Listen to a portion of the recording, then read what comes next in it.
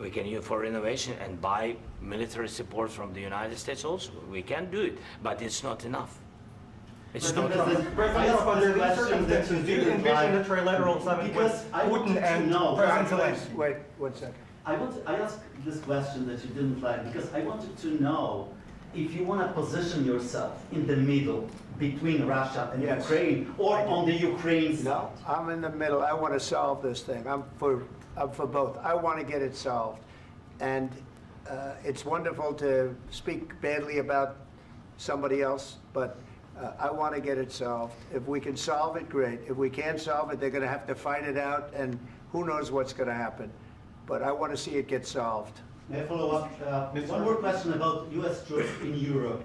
After Russian invasion of Ukraine, your predecessor sent additional troops to Eastern Europe, including Poland, my country. Yeah. Are you committed to keeping these troops on the eastern flank of NATO in the future? I'm very committed to Poland. I think Poland has really stepped up and done a great job for NATO. They, as you know, they paid more than they had to. They are one of the finest groups of people I've ever known. I'm very committed to Poland. What about Baltics? Poland's in a tough neighborhood, you know. What about the Baltics? The Baltics, they got a lot of, it's a tough neighborhood too, but we're committed. We're going to be very committed, and we're committed to NATO. But NATO has to step up, and the Europeans have to step up more than they have. And I want to see them equalize, because they are in for far less than we're in, and they should be at least equal. You understand that? Why is the United States, we have an ocean in between, why is the United States in for so much more money and other things as Europe? With that being said, and as you said, they've also been obviously very helpful, but we have put in far more than they have, and I think they should equalize. Mr. President, Please, go ahead. Ask you about the agreement again today. What changed between the first time that Secretary Vance gave President Zelenskyy the agreement and today for the signing? We made a deal.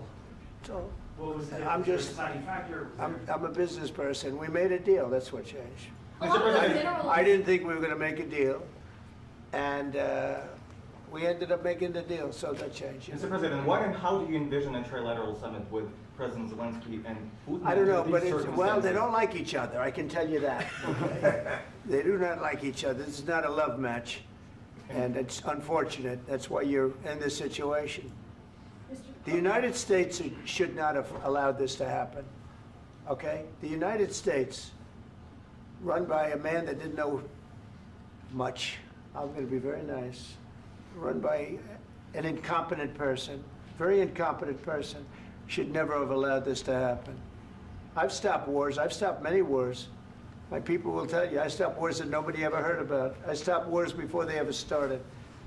You can look at some of, I could give you a lot of nations that would tell you right now they were probably going to war. I could tell you right now there's a nation thinking about going to war on something that nobody in this room has ever even heard about. Two smaller nations, but big, still big.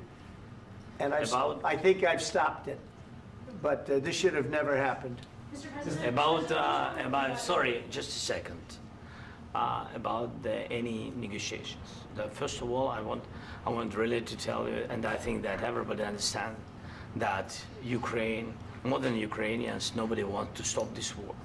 But at the future, any negotiations, it's understandable that two sides of the war, not Russia and the United States, because this is not the war between Russia and the United States. This is war of Russia against Ukraine and Ukrainian people. So these two sides will be at the anyway will be at the negotiation table. Then of course United States, like the strongest partner of the Ukraine, and of course Europe.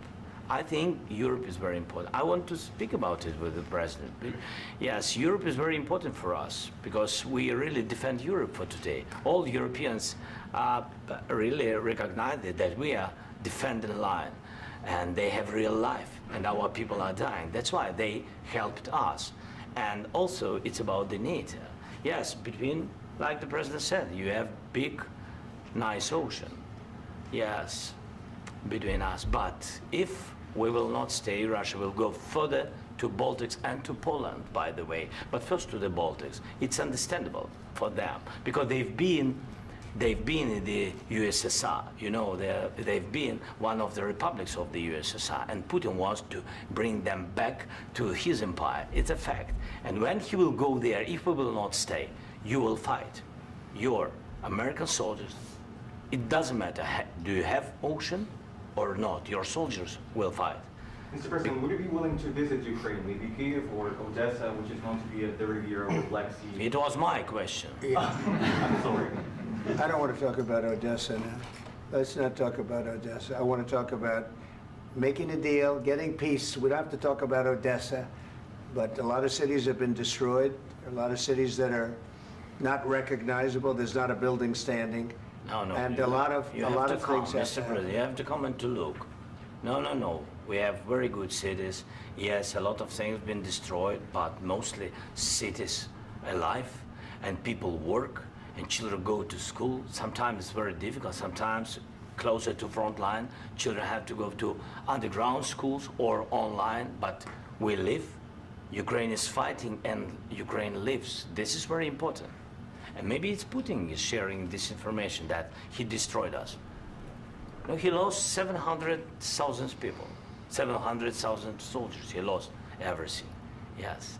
So, Mr. President, one more. I mentioned Poland. Please, go ahead. When did you last speak with President Putin, and what did he say that? A couple of days ago. And what did he tell you that gave you the assurance that he wanted peace? Well, that's what I do. My whole life is deals. I know pretty good. And I've known him for a long time. I've dealt with him for a long time.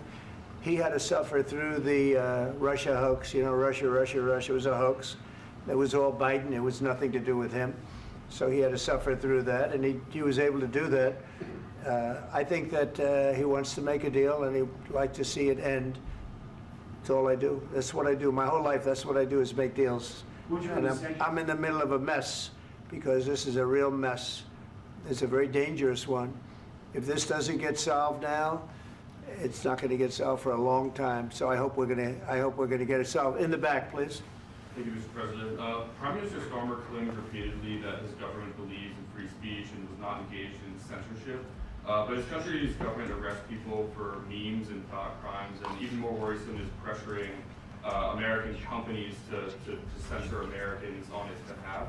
How can he be a reliable, trustworthy partner when he says things that are demonstrably false on such an important topic? Well, we actually spoke to him about that yesterday, and we thought they took it very, very much too far. JD was very strong on it. So was I. So was Marco. And we've been speaking to him about it. Marco, would you like to say something about that? Yeah, we have concerns, obviously, with the conduct of theirs, particularly as it impacts Americans. And there's real concern that American speech, which is online, could fall into the hands of British or any country's jurisdiction. And so this is a point the Vice President made at Munich, and I think it's a very compelling one, that what unites us with Europe, as much as anything else, is these shared values, and one of them being free speech. And so if Americans are threatened by it, we're going to need to take action in that regard. Mr. President. It's actually a very important question. We spoke about this in detail with the Prime Minister, the Foreign Secretary, and others at lunch yesterday, and I know that Secretary of Commerce Lutnick followed up in private meetings last night. This is really important. We believe Americans have the right to speak their mind, even if we in this room disagree with them. They have the right to speak their mind in the public square, which is often online these days. And we're going to defend that right as it pertains to American companies and American citizens vigorously if we have to.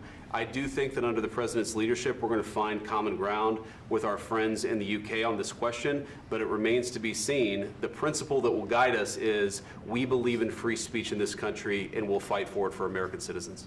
Mr. President, on the deal, is there any other oil and gas component to the deal? Is it all critical? A little bit. We'll see. On LNG? But we're not really looking for that so much. We got a lot. We have more.